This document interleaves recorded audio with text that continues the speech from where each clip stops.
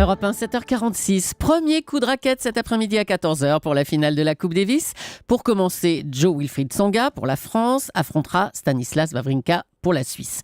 Arnaud Di Pasquale est le directeur technique national. Il est sur place et il est votre invité, Thomas, pour l'interview vérité d'Europe 1. Bonjour Arnaud Di Pasquale. Bonjour. Comment vont nos Bleus ce matin? Ils vont faire quoi d'ici 14h? Ils vont comment là? Écoutez, j'espère qu'ils vont bien. Je pense qu'il y en a qui dorment encore pour la plupart. Et écoutez, il y a le petit-déj, il y a la préparation. Donc il y a un petit échauffement en général, une bonne demi-heure chacun.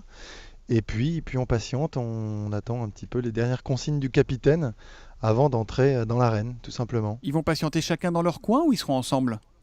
Non, ils passent beaucoup de temps ensemble, il y a le staff qui est très présent. Après, chacun se prépare quand même individuellement, dans le sens où même si on doit ramener les points à l'équipe, c'est quand même seul qu'on se retrouve sur le court.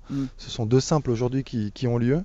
Donc voilà, et puis c'est le staff qui accompagne individuellement ensuite les joueurs. Donc voilà, tout se passe, le petit-déj notamment, ensemble, et puis ensuite ils se séparent pour se préparer au mieux et être prêts sur leur simple. La clé de cette finale s'appelle sans doute Roger Federer. Arnaud Di Pasquale, vous, quand vous étiez joueur, vous l'avez battu, ce qui n'est pas très gentil. C'était en 2000 aux Jeux Olympiques de Sydney lors du match pour la médaille de bronze. Comment faut-il le prendre, Federer? Écoutez, différemment, en 2000, il avait 12 ans, oui. J'exagère, mais il était tout jeune, il était en pleine ascension. Et écoutez, je crois que, déjà, il y a quelques incertitudes sur son état physique, donc on verra bien. Vous y croyez, vous, à son mal de dos ou pas? Vous pensez qu'il est vraiment diminué? Oui.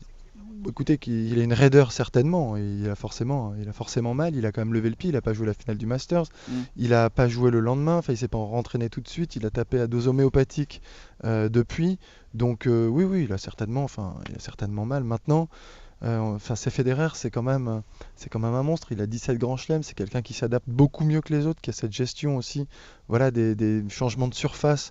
Il impressionne ses adversaires ou pas? Quand on est face à Federer, on est impressionné? Oui, bien sûr.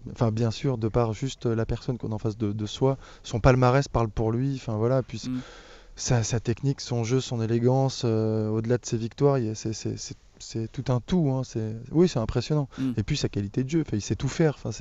On pourrait en parler des heures si on commençait à parler des qualités de Roger Federer. On va quand même parler un peu de l'équipe de France. Vous êtes très proche du capitaine de cette équipe, Arnaud Clément, c'est vraiment un de vos copains, un de vos amis. Quel va être exactement son rôle pendant ces 3 jours? Il fait quoi, le capitaine? Là, le capitaine, il rentre dans le vif du sujet. C'est pas simple. Je pense qu'il a très peu dormi ces dernières nuits et il dormira encore un peu moins les prochaines. Il y a forcément cette finale, cette victoire, on l'espère, à la clé. C'est pas facile parce qu'il faut réussir maintenant à mettre les joueurs dans les meilleures conditions possibles, les conditions de la performance. Et c'est pas simple. Donc c'est des petites choses, des petits détails maintenant qu'il faut réussir à apporter au quotidien. Vous parlez justement de qu'est-ce qui va se passer. Exactement. Qu'est-ce qui va se passer jusqu'à 14h? C'est ça. Il faut qu'il y ait la bonne personne qui accompagne le joueur jusqu'au moment justement important dans les vestiaires, sur les massages, sur évidemment les discussions qui auront lieu. C'est toutes ces petites choses auxquelles on n'imagine pas ça de l'extérieur, mais c'est très pointu et c'est très sensible surtout. Arnaud Di Pasquale, quand il a créé la Coupe en 1899, Dwight Davis, qui était un étudiant à Harvard, a décidé d'offrir comme trophée au vainqueur le bol à punch reçu comme cadeau de mariage et que son épouse ne voulait absolument plus voir chez eux tellement elle était moche, cette coupe. C'est donc pas la beauté du trophée qui motive les joueurs. Alors qu'est-ce qu'elle a de tellement particulier, cette Coupe Davis, cette compétition? Écoutez, dans le tennis, c'est simple, c'est se retrouver en match par équipe. C'est le collectif, c'est se retrouver entre copains et jouer surtout pour son pays. À un moment, c'est jouer le drapeau. Il n'y a rien de plus beau, rien de plus extraordinaire. Et jouer devant 27 000 personnes, on rassemble, je crois, autour de soi, autour de l'équipe de France, non pas juste les amoureux du tennis, mais les amoureux du sport.